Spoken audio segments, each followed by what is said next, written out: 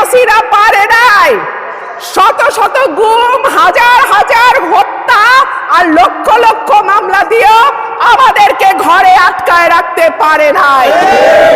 সুতরাং ভালোই ভালোই বলবো, মানুষের ভোটের ক্ষমতা মানুষের হাতে ফিরিয়ে দিন।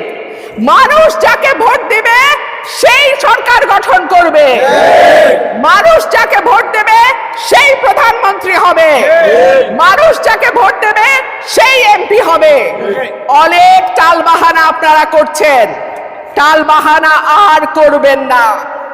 আশা করছি আগামী ফেব্রুয়ারি মাসের মধ্যেই বাংলাদেশে একটা অবাধ, সুষ্ঠু, নিরপেক্ষ নির্বাচন হবে এবং ইনশাআল্লাহ এই নির্বাচনে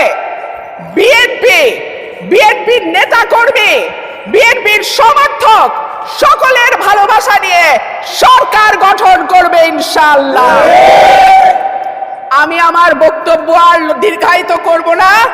আপনারা সবাই কষ্ট করে এসেছেন, দীর্ঘ মৌন মিছিলে আপনারা আমাদের সঙ্গে ছিলেন।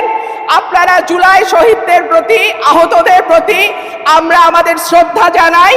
আমার দলের 400-র উপরে মানুষ আমার দলের, ছাত্র দলের এই অভ্যুত্থানে প্রাণ দিয়েছে।